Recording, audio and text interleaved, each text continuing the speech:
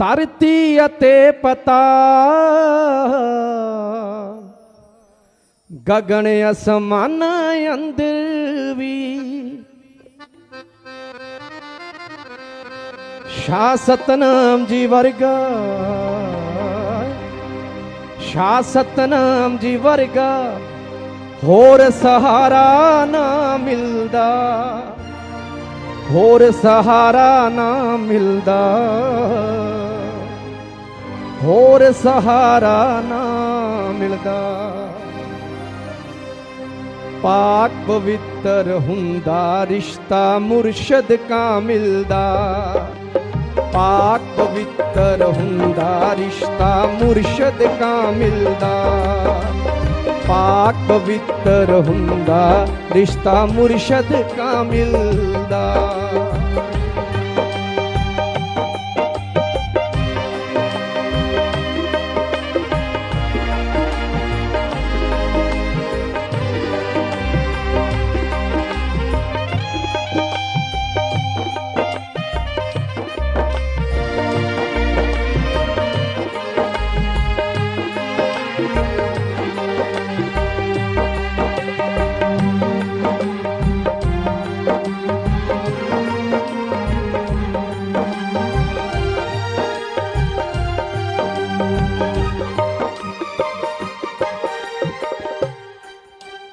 हर वेले हर थां ते उंगली फड़ के रखदा ए गर्म हवावां कोलों ओला करके रखदा ए गर्म हवावां कोलों ओला करके रखदा ए रखदा नजर हमेशा समझे टुकड़ा ही दिल दा समझे टुकड़ा ही दिल दा समझे टुकड़ा ही दिल दा पाक पवित्र हुंदा रिश्ता मुर्शद का मिलदा पाक पवित्र हुंदा रिश्ता मुर्शद का मिलदा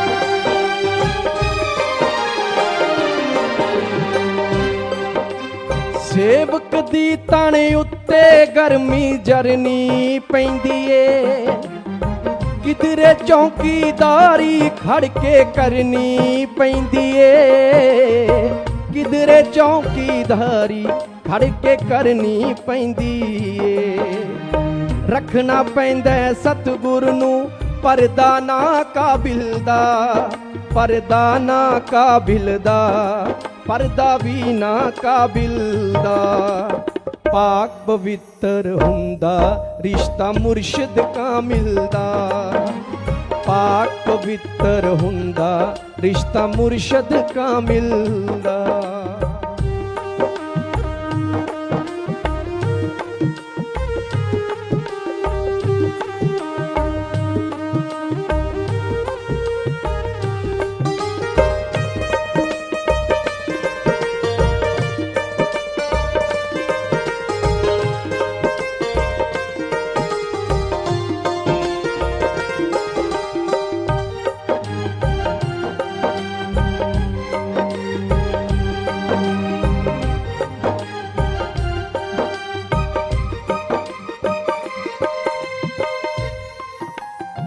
मां नू पैदा करके जिसने ममता भर दिती बिन मंगिया हर लोड़ साडी पूरी कर दिती बिन मंगिया हर लोड़ साडी पूरी कर दिती जानू हुंदा सतगुर सेवक दी हर मुश्किल दा सेवक दी हर मुश्किल दा सेवक दी हर मुश्किल दा पाक पवित्र हुंदा रिश्ता मुर्शद का मिलदा पाक पवित्र हुंदा रिश्ता मुर्शद का मिलदा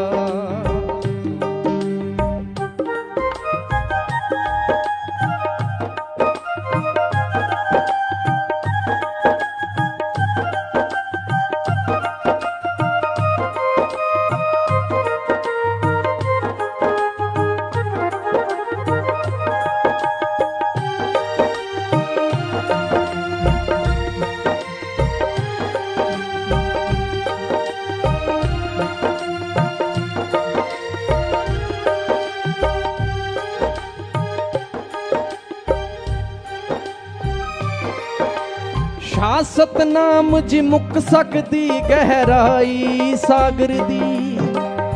किधरे ना किधरे होवेगी आखिर अंबर दी, किधरे ना किधरे होवेगी आखिर अंबर दी।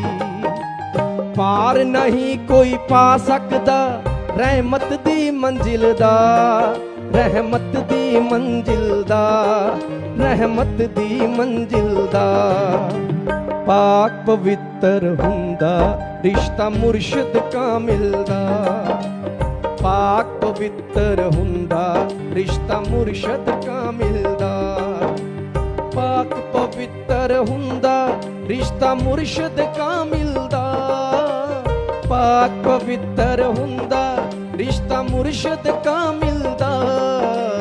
पाक पवित्र हुंदा रिश्ता मुर्शिद कामिल दा, पाक पवित्र हुंदा रिश्ता मुर्शिद कामिल दा। धन धन सतगुरु तेरा ही आसरा। धन धन सतगुरु तेरा ही आसरा। प्रेमी राम कुमार इंचा यमुनानगर से भजन सुना रहे हैं जी। इनके बाद भाई बाल मुकेश जी इंचा भजन सुनाने के लिए तैयार हैं जी। और फिर आपसे निवेदन है कि आप फेसबुक पर जो देख रहे हैं पूज्य गुरु जी का Facebook page saint doctor Ram Rahim MS ji, तो आगे के आगे शेयर करें। बहुत सुनहरी अवसर है आज आपके पास कि लाइव पूज्य गुरु जी फेसबुक पेज पर हैं, तो दबाकर शेयर करें जी। धन धन सतगुरु तेरा ही आसरा। धन धन सतगुरु तेरा ही आसरा। सहारा है तेरा मैनू, सहारे होर की करने। प्यारा है तो ही मैनू, प्यारे होर की करने। सहारा है तेरा मैनू, सहारा है तेरा मैनू, सहारे होर की करने। प्यारा है तो ही मैनू, प्यारे होर की करने।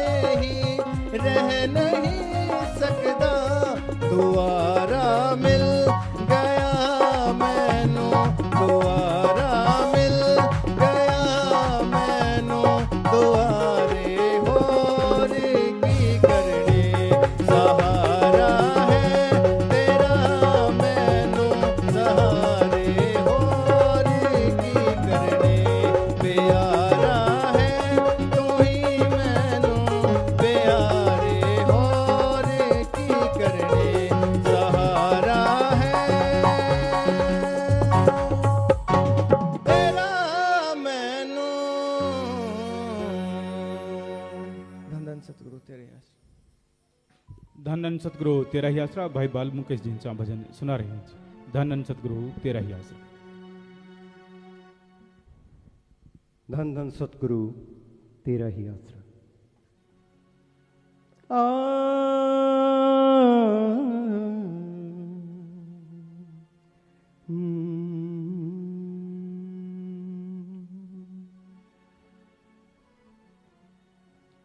करना ना दूर मुझको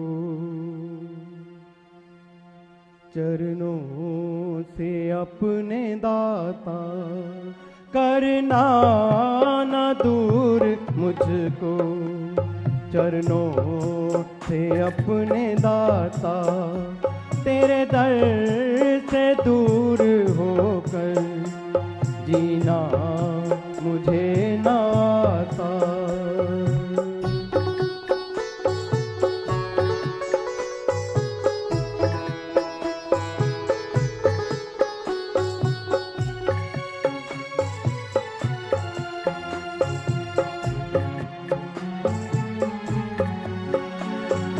दरबार का अन्न पानी हवा लिखना मेरे जीवन में सदा, दरबार का अन्न पानी हवा लिखना मेरे जीवन में सदा, मेरा श्वास आखिरी भी अपने दर पर बिताना दाता, तेरे दर से दूर होकर जीना मुझे ना आता।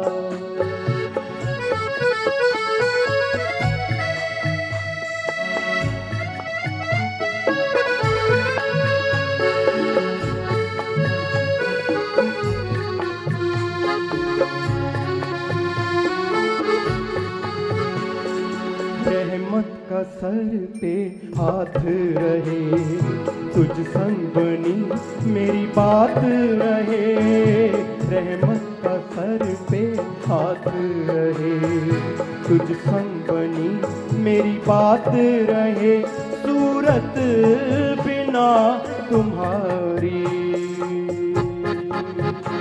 कोई और न मुझको भाता, करना न दूर मुझको अपने दर से दाता।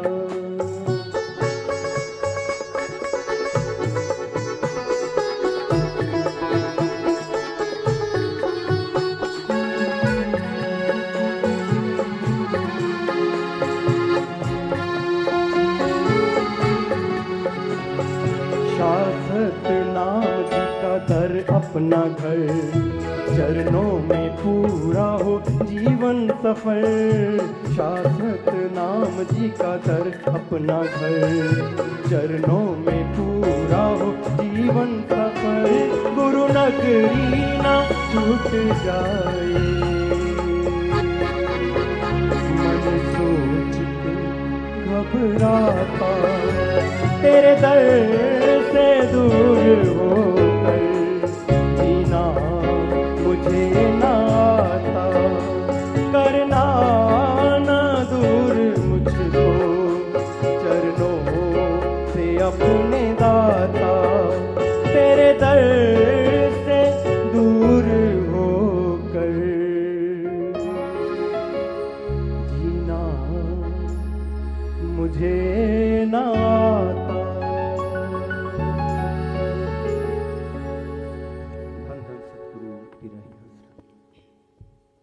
धन धन सतगुरु तेरा ही आसरा।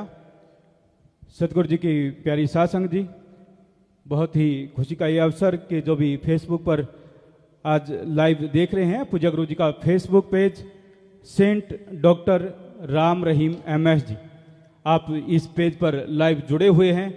इस पेज को जिन्होंने लाइक नहीं किया तो इस पेज को लाइक करें, जिन्होंने फॉलो नहीं किया वो फॉलो करें और सभी शेयर जरूर करें। ये बहुत ही सुनहरी अवसर है आज आपके पास सेवा करने का कि ज़्यादा से ज़्यादा संख्या में शेयर करें और ज़्यादा से ज़्यादा लोगों को सत्संग के साथ जोड़ें। तो इसी प्रकार जुड़े रहें, शेयर करते रहें और किसी ने भी आपस में बातचीत नहीं करनी। अपने ध्यान को एकाग्र करते हुए पूरी श्रद्धा के साथ अब आपने पूजनीय गुरु जी के अनमोल वचनों को श्रवण करना है। धन धन सतगुरु तेरा ही आसरा।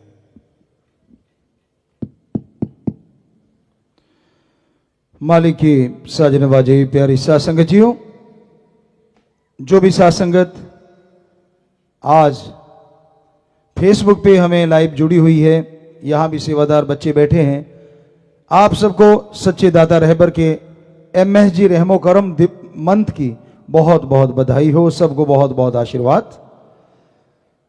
और प्यारी साध संगत जियो, कोई भी चर्चा करने से पहले जैसे कि एक दुखद समाचार मिला कि वो तुर्की में और एक शहर और है देश साथ में,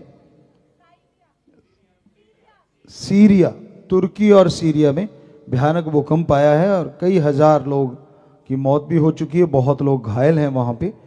तो उन सब के लिए परमपिता परमात्मा ओम हरि अल्लाह वाहिगुरु गौड़ खुदा अल्लाह राम से हम सब ने मिलके जोर से एक नारा लगा के उस परमपिता परमात्मा से अर्ज करनी है कि मालिक उन आत्माओं के लिए खुशी दे, उनकी संभाल करे और जो जख्मी हैं, तड़फ रहे हैं, उनका जल्दी से इलाज हो और उनके परिवारों को मालिक शांति दे। सो हमारे साथ मिलके जोर से नारा लगाएं, धन धन सदगुरु तेरा ही आसरा।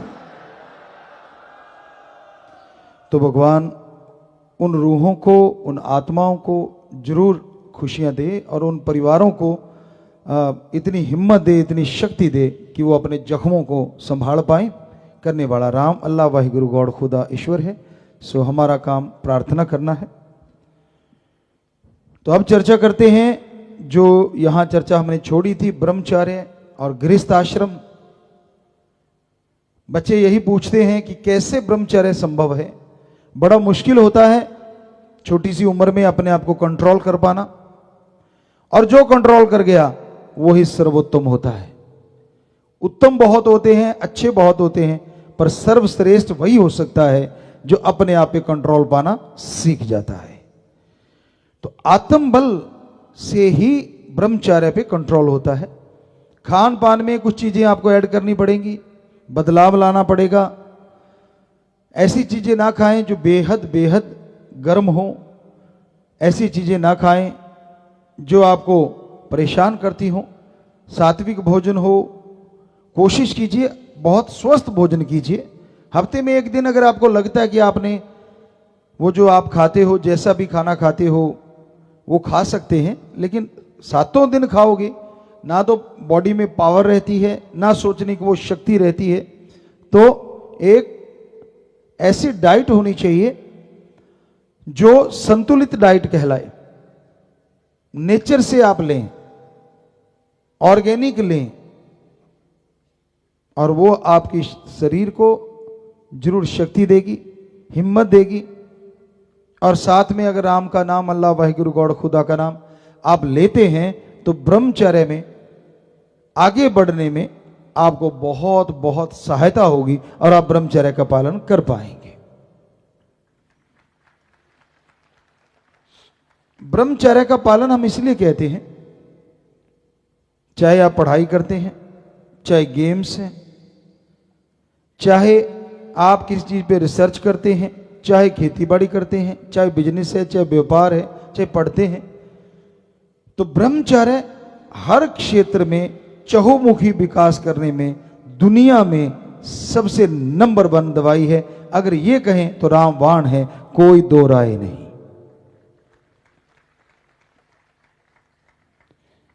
ब्रह्मचर्य होता क्या है, वैसे तो आपको बता चुके कि अपने विचारों में भी कंट्रोल करने की कोशिश करो कि गलत नेगेटिव थॉट्स ना आ पाए। चलो विचार चलते हैं, धीरे धीरे सुमरण से कंट्रोल होंगे। पर बड़ी बात यह भी होती है कि अपने वीर्य को जाने ना दो। आमतौर पे डॉक्टर साहबान कहते हैं, कई बार सुना है कि ये तो जी ओवरफ्लो हो जाता है, सवाल ही पैदा नहीं होता, हो ही नहीं सकता। तो फिर छोटे बच्चों के क्यों नहीं हो पा रहा? असलियत ये है कि ये एक ढाल का काम करता है। जब बाहर नहीं तो अंदर रहता है, अंदर से ऐसी ढाल बन जाता है, डीएनए को इतना पावरफुल कर देता है कि जिससे हर तरह के रोग से लड़ना चुटकी का काम हो जाता है। आत्मबल बुलंदी पे जाता है, आत्मबल बहुत बढ़ जाता है। और आत्मबल जैसे जैसे बढ़ता जाएगा और आपके अंदर जो सोचने की शक्ति है, बीमारियों से लड़ने की शक्ति है, अपनी बुराइयों से लड़ने की शक्ति है, उसमें बहुत बहुत इजाफा हो जाता है, बहुत ज्यादा वो बढ़ जाती है। हमने प्रैक्टिकली मेथड ऑफ मेडिटेशन किया है।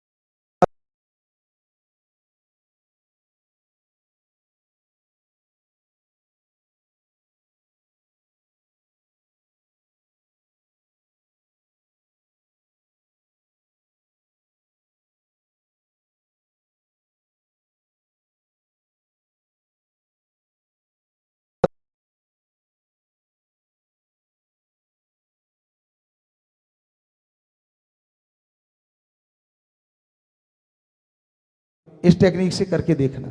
हम अपने स्कूलों में गुरुकुल, ऑनलाइन गुरुकुल की तरह मानते हैं कि गुरुकुल है वो, वहाँ पे बहुत सारे बच्चे आज विदेशों में आए थे यहाँ मिलने एक बार, तो हजारों बच्चे कहीं ना कहीं नौकरी कर रहे हैं, कहीं ना कहीं ऑफिसर बन गए हैं, कोई कुछ है कोई कुछ। तो बड़ी खुशी हुई उन्हें देखे, प्लेयर थे जिनको हमने सिखाया करते थे वो कोच भी बने हुए, तो बड़ा अच्छा लगता था ये सब देख के। डॉक्टर हैं, इंजीनियर हैं, वकील हैं, हर तरह से तरक्की करके नन्हे नन्हे वो फूल हमारे, तो उनको भी हम यही टेक्निक बताई हुई थी। प्लेयर की अलग है थोड़ा, लेकिन ये है पढ़ने की टेक्निक।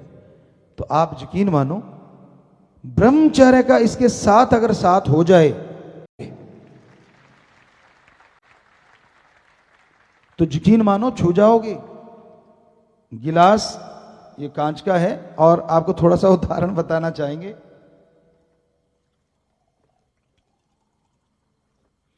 जैसे ये गिलास आपको दिख रहा है, किसी को पौना भरा हुआ दिख रहा है और किसी को चौथा तीसरा हिस्सा खाली दिख रहा है। अब जिसको खाली दिख रहा है उसमें नेगेटिविटी ज्यादा है और जिसको भरा दिख रहा है उसमें पॉजिटिविटी ज्यादा है। गिलास को कभी आधा खाली मत कहो कि गिलास आधा खाली है, गिलास को कहो नहीं आधा भरा हुआ है। कहने का मतलब आपके अंदर पॉजिटिविटी चाहिए, नेगेटिविटी की कोई जगह नहीं होनी चाहिए। किस बात की नेगेटिविटी करते हैं आप? क्यों? उससे पड़ा हुआ बोलने के लिए। ऐसा तो आप चाहेंगे नहीं पूरे साल का आपका बर्बाद हो जाए पढ़ा लिखा, तो इसलिए टेंशन फ्री रहो। एक भजन भी हमने लिखा था एंजॉय, पॉसिबल हुआ तो आज नहीं तो कल आपको सुनाएंगे, इसी पे है वो, स्पेशली है। अगर हो सके तो निकाल के दिखाना भाई, अगर आपके पास अभी भी है तो। वो भजन है हमने बनाया कि भाई टेंशन किस बात की, करनी ही नहीं चाहिए। तो जरूरी है ध्यान को एकाग्र करना, यानी फोकस बनाना। उसके लिए जरूरी है पूरे साल में। कई बार हमसे बहुत सारे बच्चे जो आज आपको कहा जो आपसे बहुत सीनियर हैं, ऑफिसर भी बन गए हैं, वो हमसे पूछा करते, तब साथ संगत कम होती थी, हम वहां चले जाया करते थे लड़कों के स्कूल में कभी, क्योंकि दोनों तरफ बच्चे भी पढ़ते थे, तो चले जाया करते थे। संगत को मिले, साथ संगत को टाइम मिला और उनके साथ जाके बैठे, उनसे बातें की, टाइम मिल जाता था। तो कई बार वो पूछते, गुरुजी आप कैसे पढ़ते थे, कैसे तालमेल बिठाते थे? तो आपको सच बताते हैं, हम सुबह लगभग 3:30 उठते थे। ये गांव का ही रिवाज था, पूरा गांव उठता था और 4 बजे तक फ्रेश फ्रुश होके अपना मुंह धो के जो दूध वगैरह थोड़ा पीते हैं उस समय वो पिया, और लैंप होते थे उस समय, हम उसको साफ करते, कपड़ा लिया, हल्का सा पानी फेंका और लैंप शीशा साफ किया और मिट्टी का तेल पहले रात को डाल के लेटते थे। असल तो रात को ही साफ होता था, वो रखा और गेट बंद। और मदर फादर थे तो उनको पहले ही बोल देते कि प्लीज अब इस एरिया में मत आना, हम अपने आप बाहर आ जाएंगे। तो 4 से 7 वो 3 घंटे हमारी लाइफ का ऐसा टाइम होता था जिसमें हम खूब दिल लगा के 3 घंटों में पता ही नहीं होता था दुनिया कहाँ है और कौन कहाँ जी रहा है, कैसा है, सिर्फ और सिर्फ बुक्स होती थी। और कुछ बातें आपको बताना, जब छुट्टियां होती थी 1.5 महीने की, लोग छलांगे मारते नहीं, पहले हफ्ता हमारा होता था जो होमवर्क मिला है उसका सफाया करके रखना, नहीं मिला तो नई क्लास की किताबें आएंगी उसको पढ़ के रख देना, हिंदी इंग्लिश पंजाबी एक साइड में पढ़ के इंटरेस्ट में पढ़ के रख देते थे। कहीं से कोई सवाल पूछ ले पूरे साल हम उसी समय सुना देते थे। अब होमवर्क कर लिया पहले 7 दिन में, सारे बुक्स वगैरह मंगवा ली, अब टेंशन फ्री, बाकी महीना करो एंजॉय, कोई चक्कर ही नहीं। तो ये हमने एक लाइनें लिखी, राम नाम लो सुबह एंजॉय, जिंदा हूं मैं आज ये करो एंजॉय। कि सुबह उठा, अच्छा मैं जिंदा हूं, बस खुश रहो, खुशी मनाओ कि रात को बाजा नहीं बजा, बज जाता है, सुना होगा आपने, सोए सुबह उठे ही नहीं, आप जिंदा उठ गए, एंजॉय करो, करो दिन भर अच्छे काम एंजॉय, खाओ पियो मस्त रहो एंजॉय, सोते टाइम राम नाम एंजॉय, गम चिंता को देन कर दो बाय बाय, देन कर दो बाय बाय। तो ये स्पेशली ऐसा एक भजन हमने बना रखा है, जिंदगी में प्यार हो तो सच्चा घर यार हो तो इंजॉय, मौसम बहार हो तो अंदर व बाहर हो तो इंजॉय, चेहरे पे रौनक घर है जमाए करो इंजॉय। टेंशन किस बात की? कोई टेंशन नहीं लेनी चाहिए। इस भजन में ऐसा ही है, फक्कर मिजाज हो तो माने ना कोई भार, वो तो इंजॉय। मस्ती में रहो सदा, होना वो जरूर होगा, देन इंजॉय। क्या सोचने से रुक जाएगा? नहीं रुकेगा, कर्म करने से रुकेगा, कर्म करने से आगे बढ़ोगे।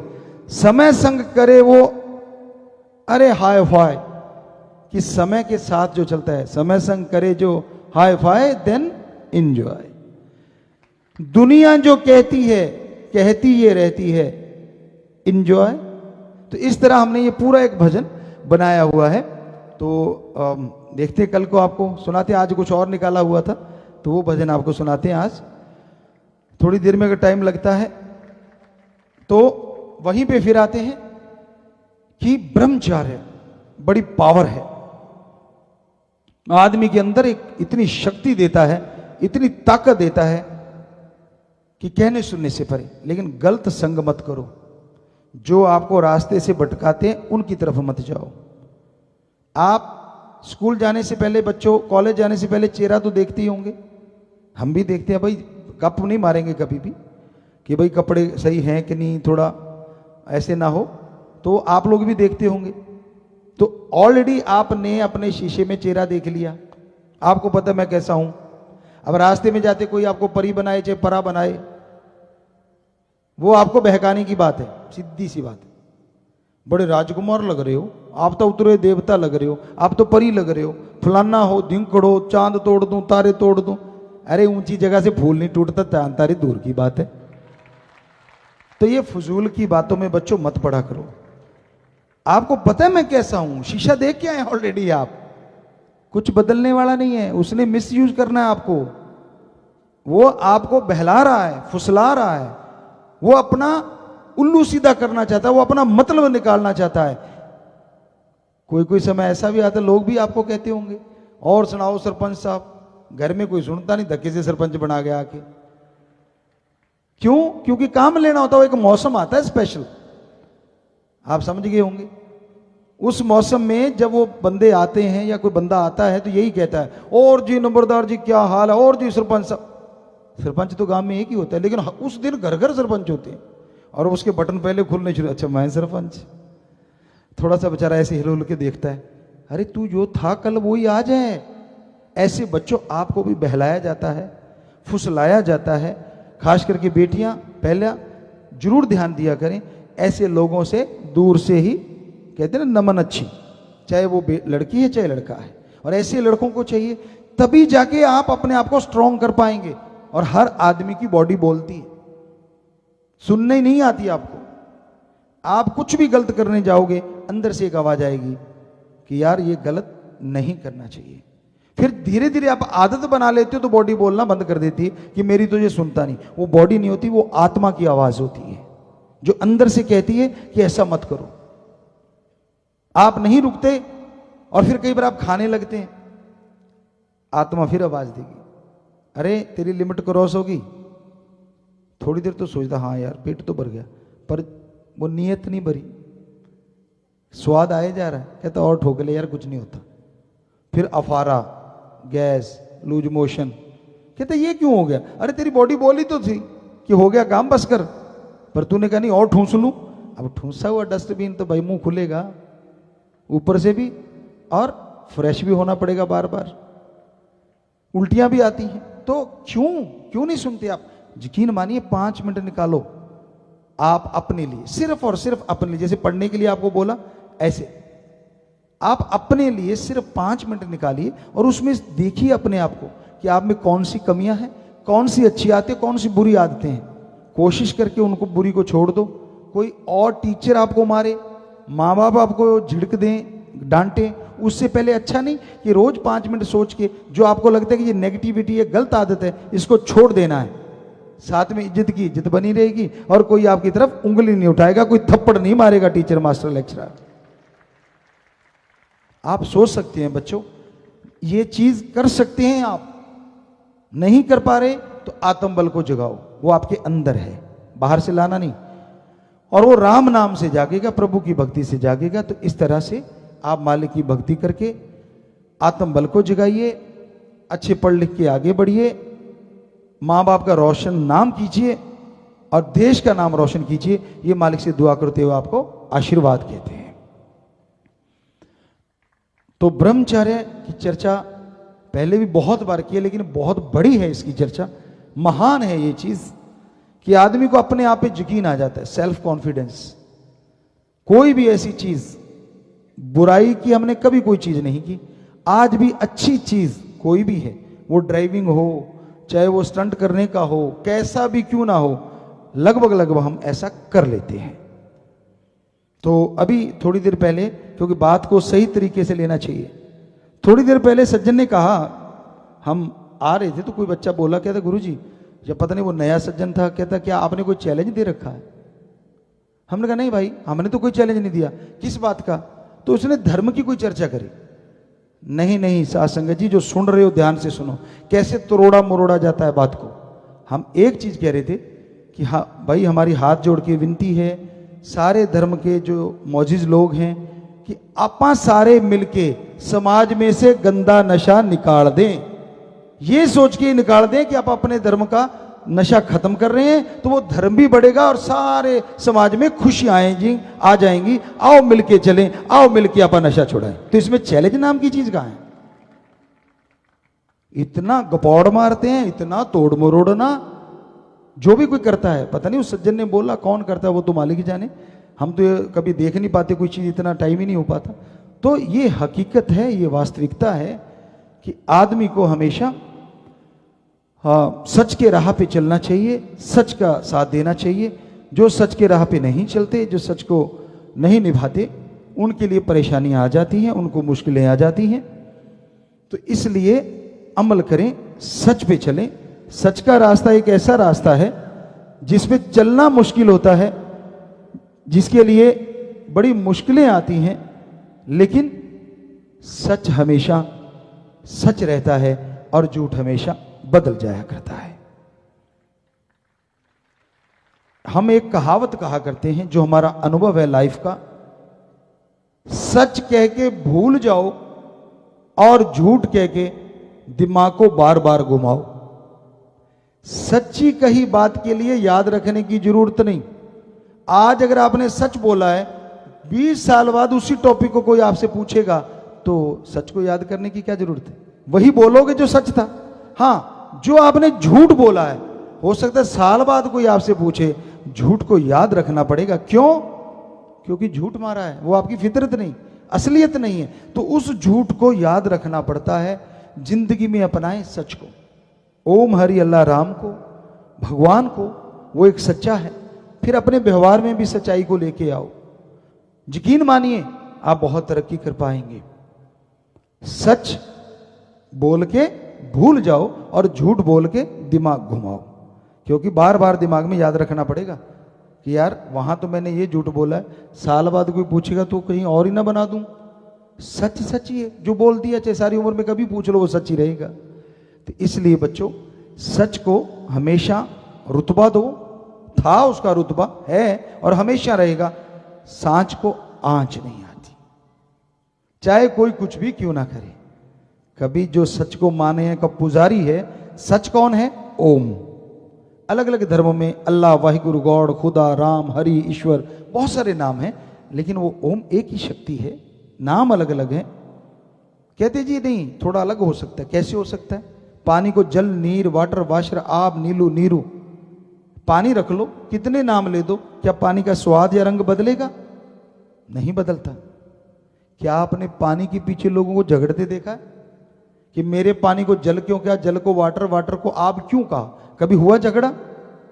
तो कई लोगों से हम पूछा करते थे, अपने देश में लगभग कोने कोने में हम गए, पूछते थे कि यार क्या पानी के नाम पे लड़ते हो?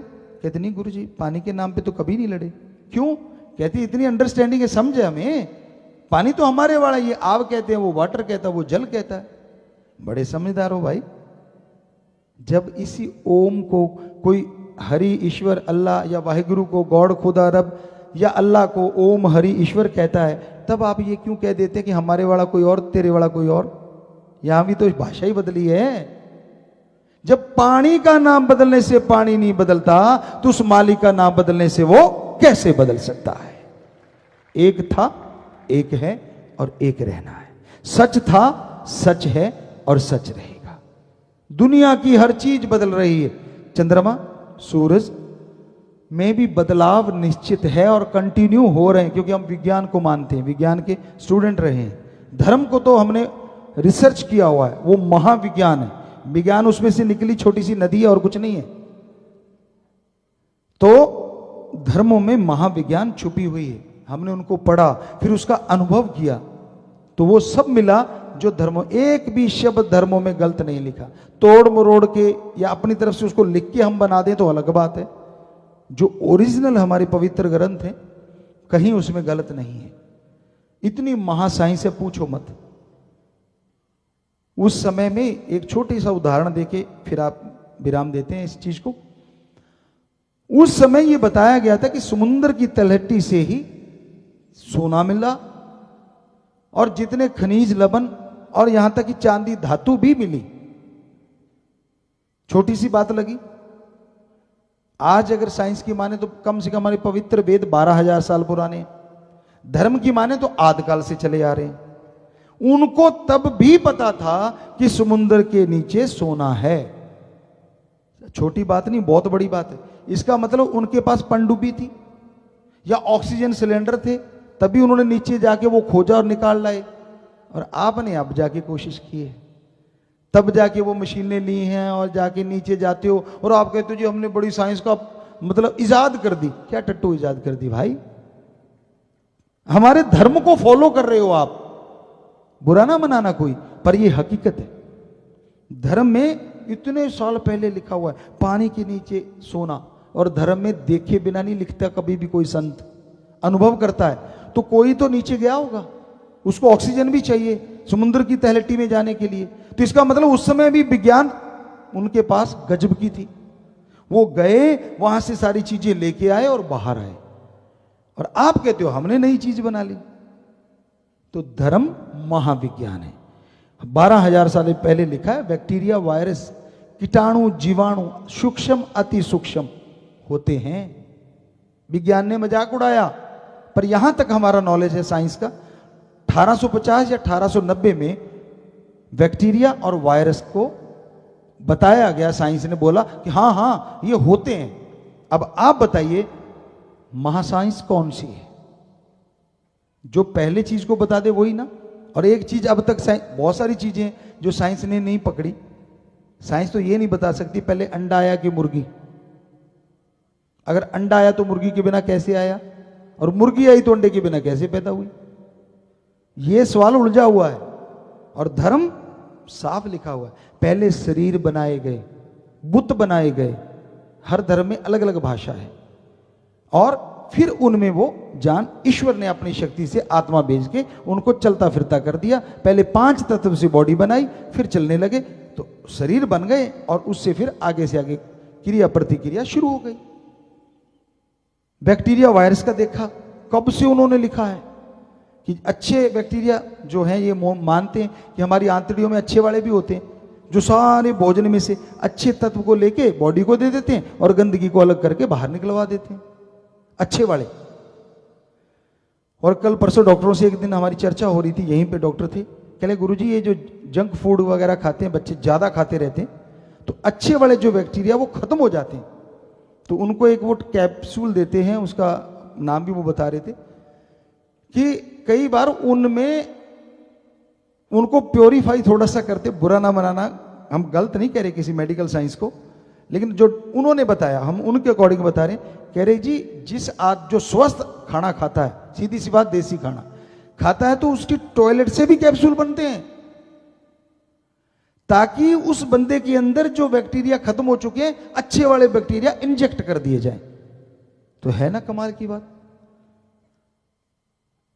अगर हम अपना खाना खाते हैं तो कोई बैक्टीरिया मरता नहीं, पर वो खाते हैं तो उससे अच्छे वाले खत्म हो जाते हैं। तो इसलिए हमारे धर्म महाविज्ञान है। उन्होंने कब से बोला है स्वस्थ खाना खाइए, ऑर्गेनिक खाना खाइए। और किसानों को जो सुन रहे होंगे आज पूरे वर्ल्ड में, तो उनसे हाथ जोड़ के कहते हैं फसल कम होती है। हम किसान ही हैं बेसिक, जिम्मेदारा बहुत ज़्यादा किया है बचपन से। आज तो साइंटिस्ट भी हैं इसके, क्योंकि हम हर तरह का कल्चर, टिश्यू कल्चर भी कर लेते हैं, नई नई किस्में बना लेते हैं अपने तरीके से। आज हम बच्चों को भी ट्रेनिंग दे चुके हैं, यहाँ आश्रम में भी सरसा में ये चीज़ें चली हैं और चलेंगी आगे। तो टिश्यू कल्चर से कैसे नया पौधा बनाया जाता है, कैसे कैसे नहीं, सब आता है। तो बात कर रहे थे कि अगर ऑर्गेनिक खेती करते हो, पहले 2-3 साल फसल कम होगी, फिर 60-70% फसल होने लग जाती है, 70%। और दाम कितने मिलेंगे? 4 गुना, 3 गुना से लेके 4 गुना ज्यादा। तो आप जो खाद स्प्रे जहर डाल के बनाते हो, उससे मिला 100 रुपया, ये 70% है, इससे मिला 400। आप कैलकुलेट कर लो किस में फायदा ज्यादा है। हमारे अकॉर्डिंग ऑर्गेनिक खाद स्प्रे ना हो, ये कैंसर, ये बीमारियां जो बेइंतहा बढ़ती जा रही हैं, इनका कहीं ना कहीं कारण ये भी है। साइंस कहती है, खास करके एग्रीकल्चर साइंस, स्प्रे करने के 7 दिन बाद फसल तोड़ के खाओ, तो भी जहर कहीं ना कहीं कुछ % रह जाता है। अगले दिन तोड़ के खाओगे तो 80 से 90% जहर होता है। 2 दिन तोड़ के खाओगे तो 60 से 70% जहर होता है। तो 2 दिन से ज्यादा तो कोई वेट करता ही नहीं। कौन सा खुद खानी है, शहर में भिजवानी है भाई, और आप निरापुरा जहर खा रहे हो। तो किसान भाइयों, पैसा भी ज्यादा आएगा, और ऑर्गेनिक खेती आप खुद भी खाओगे, बीमारियां चली जाएंगी, और जिनको खिलाओगे एक तरह समाज सेवा भी होगी कि आप कम से कम लोगों को स्वस्थ बनाने के लिए पैदावार कर रहे हैं। तो ये हमारा प्रैक्टिकल किया हुआ है कि 70 से ज्यादा, हमने तो 80 तक भी ले गए, गेहूं को 80% तक भी फसल ले ली, क्योंकि इसमें जो स्प्रे वगैरह करते हैं वो होती है आक का हो गया, दतूरा हो गया, छाछ जो होती है मट्ठा बोल देते हैं, लस्सी बोल देते हैं, वो हो गई, गौमूत्र हो गया। ऐसे कुछ चीजों को सड़ाते हैं पहले एक ड्रम में, हमने ऐसा प्रयोग करके देखे हैं। नीम की निमोली हो गई, वो जो नीम के लगती हैं, छोटे छोटे बीज के निमोली कह देते हैं, गुठली, या जो भी नाम अलग अलग है, आप समझ गए होंगे। और आग के फूल वगैरह, या आग की वो कुकड़ी जो होती है जिसमें दूध होता है, तो ये सारी चीजों को गड़ाया सड़ाया गया। और जब स्प्रे की पौधे पे, तो जो पौधों को खत्म करने वाले थे वो खत्म हो गए। आदमी दूसरे दिन भी उसको खाएगा तो वो जहर नहीं मिलेगा, उड़ जाता है, धूप से खत्म हो जाता है। तो ये ऑर्गेनिक स्प्रे है। ऐसे प्रयोग हम बहुत करते रहते हैं, लगे रहते हैं। आज भी एक वीडियो हमने बनाई है आपको कि जिनके खेत नहीं है, खेती बाड़ी नहीं है, जिनकी जमीन जगह भी बहुत थोड़ी है, तो कैसे आप पानी में खेती कर सकते हैं, सिर्फ पानी में। आज आपको एक वीडियो अपलोड करेंगे हम, उसमें हमने पूरा बता रखा है कि भाई कैसे कर सकते हो। किसान, क्योंकि किसान है तो हमें दिल में रहता है कि यार ये इतना बड़ा वर्ग है जो अन्नदाता है देश का, पूरी दुनिया का अन्नदाता है, ये देश का जोड़ो आप। तो आप हर बंदा, दुकानदार भी क्यों नहीं, थोड़ा सा घर में खाली जगह तो होगी, अरे छत तो होगी, कहीं ना कुछ जगह तो होगी ना थोड़ी, उसमें भी आप उसको पैदा कर सकते हैं पानी से। अगर धूप हवा मिले तो और ज्यादा अच्छा होगा। तो पानी में फसलें ली जाती है, बहुत देर से ये चल रहा है। तो आज आपको एक प्रैक्टिकल उसका थोड़ा सा दिखाने जाएंगे। आगे से इसकी सीरीज बनाए, कैसे वो खाद बनानी है, अगली बार वो बता देंगे। फिर कैसे और तरीके से फसलें ली जाती हैं हम आपको बताते चलेंगे।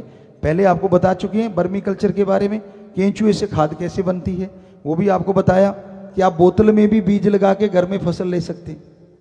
खाली पानी की बोतल 2 लीटर की लीजिए, मिट्टी और खाद मिला के उसमें 2 बीज लगा दो। कौदी, जैसे कद्दू है, लौकी है, तोरी है, उसका बीज लगा दिया, घर में फूल भी आ जाएंगे कुछ देर बाद, बेलें भी फैल जाएंगी, और वो प्योर ऑर्गेनिक खाना आपके घर के लिए तैयार हो जाएगा। कोई जमीन की जरूरत नहीं। जमीन वाले तो पता नहीं क्या कर सकते हैं, उनके लिए अलग से बताएंगे। अभी तक हमारा टॉपिक चला कि जमीन नहीं तो क्या करें, तो कर सकते हैं, मेहनत तो करनी होगी ना। उसमें हमने एक कार्टून बनाए हैं बोतलों के ऊपर कि बच्चे को दे दो कि ये ले अभी कार्टून तेरा है, ये रोज पानी मांगता है और इतना पानी मांगता है, बच्चा भाग के दे के आएगा। देता है कि नहीं देता? देखते हैं। आप लोग कार्टून लगा देते हो और उसको खाना खिलाते रहते हो, वो कार्टून में इतना मस्त होता है, चाहे कड़वा खिला दो, नमकीन खिला दो, जो मर्जी। उसने तो मुंह खोलना, जब डाला निगाह उधर ही, अच्छा भीम किधर गया, वो वाला किधर गया, तो कितना बढ़िया हो जाएगा। जो करेक्टर उसको पसंद है बोतल पे वो ही बना दो, तेरे भीम को पानी चाहिए भाई सुबह सुबह, और अगर उसमें सूखा पत्ता हो तो उठा लाना। तो फसल की फसल घर में, कोई जरूरत नहीं, फूलों के फूल, वो कहते पुण्य और फलियां दोनों इकट्ठी मिल जाएंगी। तो जो तजुर्बे हैं वो आपकी सेवा में रखते जाएंगे। बाकी धर्म की बात करें तो पवित्र ग्रंथ भरे पड़े हैं, पर उसको सही तरीके से कोई लेने वाला चाहिए। हमसे सवाल किया हमारे एक हिंदू सज्जन ने कि ठीक है गुरुजी आप हिंदू हो तो आप चंद्रमा को क्या मानते हो? हमने कहा देवता। कहता सूरज को? हमने कहा देवता। पढ़ा लिखा था, साइंटिस्ट था, मजाक सा उड़ाने लगा। कहता है गुरुजी अब तो बस करो गप मारने, चंद्रमा पे आदमी उतर गए, वो तो पत्थर है। हमने कहा हे अज्ञानी महाशय, अज्ञान की बातें सुनानी बंद कर। कहता क्यों गुरुजी मैंने क्या गलत बोल दिया? हमने कहा आप कह रहे हो गप्पी बना रहे हो हमें। हमने कहा आपको अज्ञानी कहा है, दो ही होते, ज्ञान वाला और अज्ञान, गाढ़ तो है नहीं। कहता फिर ऐसा क्या ज्ञान आपके पास? हमने कहा हम इस चंद्र को चंद्रदेव नहीं कहते, ठीक है इसको नमन जरूर कर देते हैं, असल में चंद्र देवता हमारे वो हैं जो इसको रिमोट कंट्रोल से चलाते हैं, इसका कंट्रोल रखते हैं, वो हैं हमारे चंद्रदेव। कहता अच्छा ऐसा भी है? अरे तू टीवी को कंट्रोल कर सकता है रिमोट से, तो क्या हमारे देवता चंद्रमा को नहीं कर सकते? सूरज को भी कंट्रोल करने वाला देवता है, और वो भी अपने रिमोट से सूरज को कंट्रोल करता रहता है। क्या छोटी सी कंपनी में बहुत सारे ओहदे नहीं होते? तू ये वाला बिंग संभालेगा, तू ये वाला, तू ये वाला, तू ये वाला, और एक बॉस चाहिए। बॉस हमारा ओम है और देवी देवते कर्मचारी हैं हमारे, जो सारी सृष्टि को संभालते रहते हैं, उस भगवान के कर्मचारी। हमारे लिए तो वो पूजनीय है, अति पूजनीय है देवी देव, लेकिन उसके तो बनाए हुए हैं, सृष्टि को चलाने के लिए रख रखे हैं। तो ये इस तरह से आपको ज्ञान होना चाहिए अपने धर्म का, नहीं तो आपको मुंह नीचे लटकाना पड़ेगा। आपको हाँ यार है तो वो पत्थर ही, क्यों पत्थर है भाई? है वो पत्थर, लेकिन उसको तो चलाने वाला है, उसका नाम है चंद्रदेव। तो इस तरह से सही नॉलेज तभी आएगा जब खुले दिमाग से हम धर्म को पढ़ेंगे, एक विज्ञान के दृष्टिकोण से धर्म को पढ़ेंगे। और ये हमने अनुभव किया है, 100% देखा है कि हाँ वो देव अपने रिमोट से चलाते, उनका रिमोट हाथ में नहीं रहता, अपनी आंखों से, अपनी भावना से ही वो इसको चलाते रहते हैं। आप कहो जी एक और छोड़ दा, एक और छोड़ दिया, जी नहीं छोड़ा नहीं हमने। क्या आई स्कैन नहीं होती आजकल? क्या थंब से गेट नहीं खुलते? होता ना जी? हाँ आप हाथ ना खड़ा करें, हाँ जी पता है। तो होता है ये, आई स्कैन भी होती है और थंब से भी खुलता है। तो क्या देवी देवताओं के पास साइंस नहीं है? आपके पास है। वो उनकी भी आई से सारा कुछ चलता है, उनकी सोच से सब कुछ चलता है, हाथ में रिमोट नहीं लिए बैठे।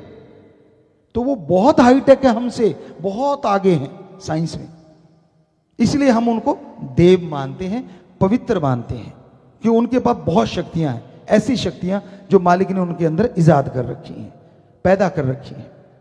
तो भाई कितनी भी चर्चा करते जाएं, हमें लगता है सारा दिन भी लगे रहेंगे तो भी धर्म महान रहेगा, धर्म महाविज्ञान रहेगी, और विज्ञान सिर्फ विज्ञान रहेगी। तो अब आपको ये कुछ एक लोग शादी वाले यहां पे हैं। ब्रह्म विवाह हमारे हिंदू धर्म का सर्वोत्तम विवाह, लड़का लड़की नशा नहीं करते होना चाहिए, दोनों आपस में एक दूसरे को पसंद हो, माँ बाप के, दोनों के माँ बापों को आपस में परिवार पसंद हो, दहेज नहीं लेना, यहीं से शादी करना, यहीं से विदा।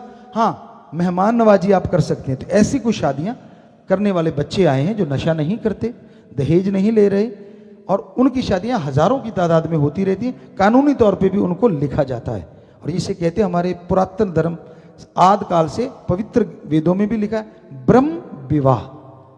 साध संगत को भगवान का रूप माना जाता है। और आप पढ़ के देख लेना, चाहे पवित्र रामायण में लिखा है कि कलयुग में जो राम नाम की चर्चा सुनने आएंगे, कैसे भी बैठना पड़े बैठ गए, उनके अंदर भगवान जी आके खुशियां देते हैं। एक तरह से वो देवी देवताओं का रूप बन जाते हैं कलयुग में। किसके पास टाइम है राम का नाम सुनने का? बकबक आसमान है, मसाला चाहिए, मसाला इधर है नहीं। फिर भी जो आते हैं तो उनको एक भगवान का रूप बन जाते हैं सारे जोड़ के, उनके सामने हाथ डाला जाता है, तो वो ब्रह्म विवाह कहलाता है। तो ऐसे कुछ शादियां यहाँ पे आई हुई हैं। तो ऑलरेडी पहले वो चुने जाते हैं। पहला परिवार है जी, लड़के का नाम है जसवीर इंसान पुत्र भोला इंसान जी का, निवासी बठिंडा पंजाब। लड़की का नाम मनप्रीत इंसान पुत्री गुरमेल इंसान जी की, नाम गांव कोटली खुर्द जिला बठिंडा पंजाब। दूसरा लड़के का नाम इकबाल इंसान पुत्र है स्वरूप इंसान जी का, निवासी गांव 2 STR जिला श्री गंगानगर राजस्थान। लड़की का नाम है नेमपाल इंसान पुत्री गुरप्रीत इंसान जी की, निवासी डबलीवास कुतुब जिला हनुमानगढ़ राजस्थान। तीसरा परिवार है, लड़के का नाम नवजीत इंसान पुत्र जगजीत इंसान जी का, निवास गांव ठुइया जिला फतेहाबाद हरियाणा। लड़की का नाम मधु इंसान पुत्री रामफल इंसान जी की, निवासी गांव मुजादपुर जिला हिसार हरियाणा। लड़का सुपर स्टूडेंट है। आशीर्वाद बच्चे, आशीर्वाद। लड़के का नाम गुरप्रीत इंसान, अगला परिवार, पुत्र बलदेव इंसान जी के, निवासी गांव बठोई खुर्द जिला पटियाला पंजाब। लड़की का नाम नेहा इंसान पुत्री राजेंद्र इंसान जी की, निवासी गांव बाखली जिला कुरुक्षेत्र हरियाणा। ये दोनों बच्चे ही सुपर स्टूडेंट, सुपर मतलब जो पढ़ के जा चुके हैं यहाँ से, हमारे एक्स स्टूडेंट की जगह उनका नाम दिया हमने सुपर स्टूडेंट, क्योंकि बहुत आगे तक वो पहुंच गए हैं पढ़ाई में, देश का नाम रोशन कर रहे हैं। पांचवा परिवार है, लड़के का नाम अमृतपाल इंसान पुत्र जितेंद्र इंसान जी का, निवासी नागपुर महाराष्ट्र, यहां आए हुए हैं। लड़की का नाम रीना इंसान पुत्री रघुवीर इंसान जी की, निवासी टोहाना जिला फतेहाबाद हरियाणा। लड़का सुपर स्टूडेंट है जी। तो ये सभी परिवारों के कुल 59 मेंबर मरणोपरांत आंखें दान और 61 मेंबर शरीर दान का वर्ण कर रहे हैं। महादान, इससे बड़ा दान क्या हो सकता है? मरणोपरांत आंखें दान और शरीर दान, जिस पे रिसर्च होते हैं। दूसरे परिवार के 2 मेंबर, कौन सा है दूसरा परिवार भाई? हाथ खड़ा करोगे बच्चों? हाँ, ये तो ये परिवार वाले, इनके 2 मेंबर जीते जी गुर्दा दान का भी वर्ण कर रहे हैं। ये छोटी मोटी बात नहीं है। इनको कहा जाता है कि लीगली तौर पे आश्रम से पूछें, फिर लीगली तौर पे ही कर सकते हैं, अदरवाइज नहीं, क्योंकि लोग बड़े ठग फिरते हैं, निकाल के बेच देंगे अदरवाइज। तो ये गुर्दा दान महादान है, ये भी पर्ण कर रहे हैं जी। और इसी परिवार के 3 मेंबर शादी की खुशी में ब्लड डोनेट भी करेंगे जी। आपने तरीका देखो इन नौजवानों का, शादी वाले दिन किसको याद होता है कि मैंने मरने के बाद शरीर दान करना है, या आंखें दान करनी है, या खून दान देना है? तो गजब गजब कर रहे हैं ये बच्चे। और ये सभी परिवार, यहीं बस नहीं, ये सभी परिवार दीन दुखियों मध्य में बैंक में 87,388 रुपए भी जमा करवा चुके हैं। बैंक में रख देते हैं, कोई गरीब बीमार मिला उसका इलाज करवाना, तो ये चीजें ये करते रहते हैं। तो कमाल की बात। और सबसे बड़ी बात, इनकी ये जो वर्दी आप देख रहे हैं, शास्त्र नाम जी ग्रीनेस वेलफेयर फोर्स विंग। कहीं प्राकृतिक आपदा आए, चाहे वो गुजरात में भूकंप आया था, चाहे वो दार्जिलिंग में आग लग गई थी, चाहे वो इधर अपने यूपी के साइड में बाढ़ आई थी, बिहार में बाढ़ आई थी, हर जगह जाके प्रिंस को जब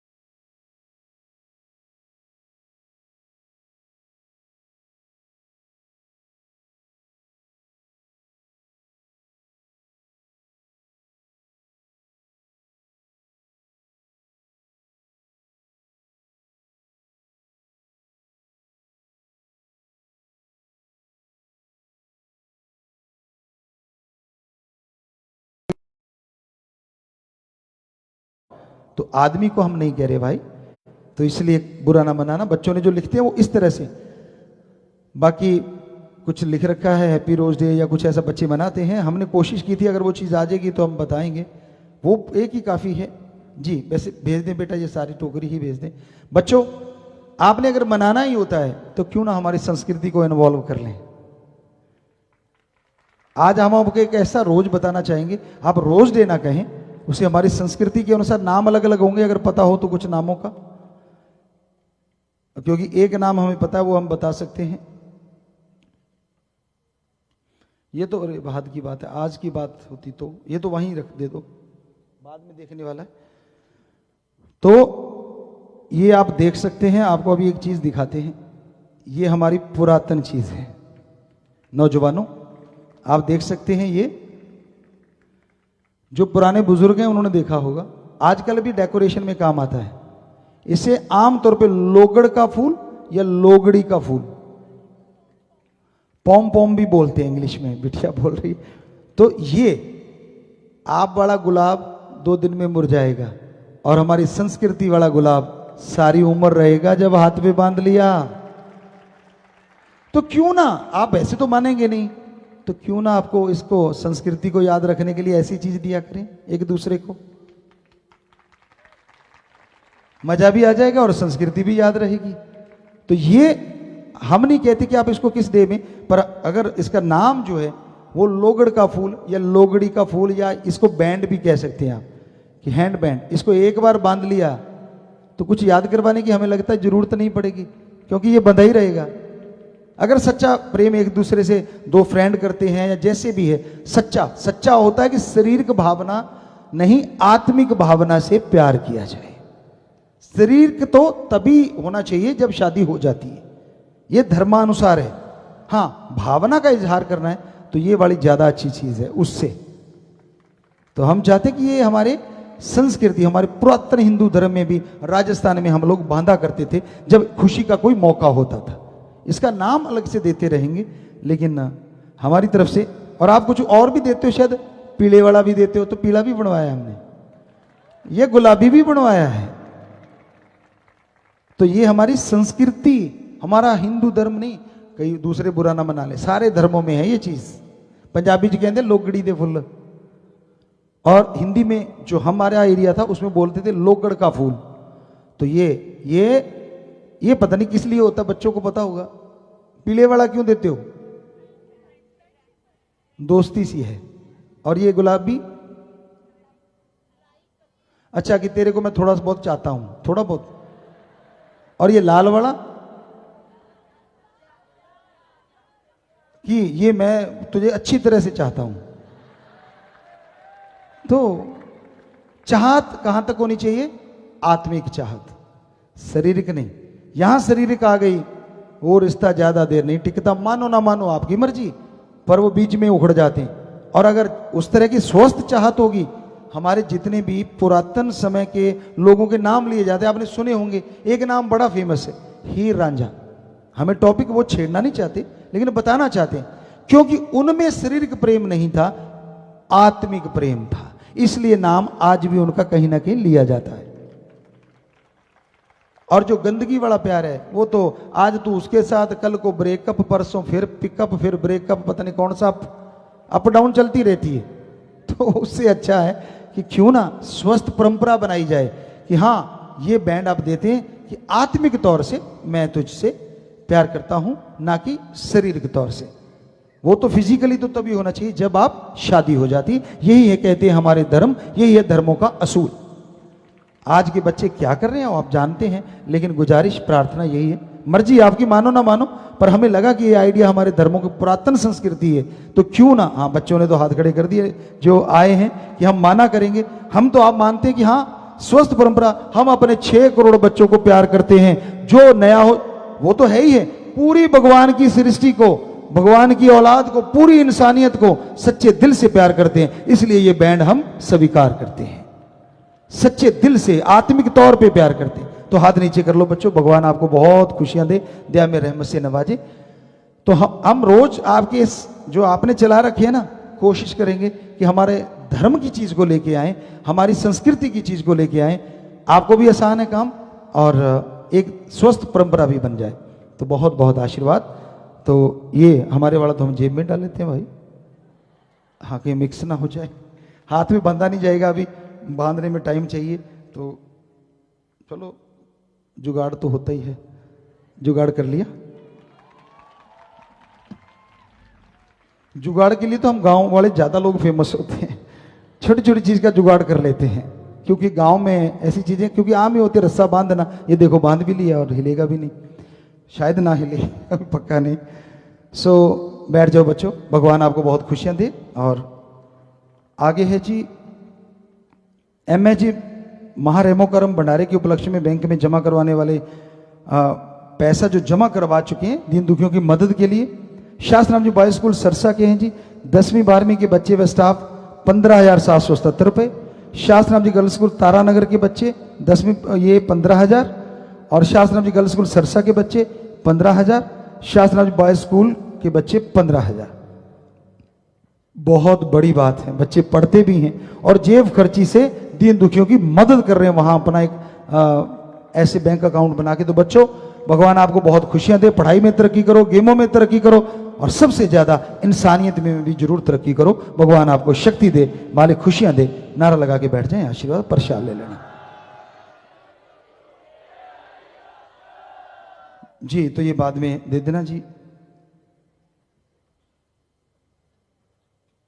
तो हम एक तरह से वो जो प्यार बेगर्ज निस्वार्थ व पूरी सृष्टि से फकीरों का काम होता है, तो उसके अकॉर्डिंग। तो अभी किसी ने फरमाइश भेजी थी कि गुरुजी हमें एक भजन सुनना है, तो वो सुनाएंगे। पानी ले लें, थोड़ा सा जरूरी है, हमारी खुराक ही पानी है बेसिक।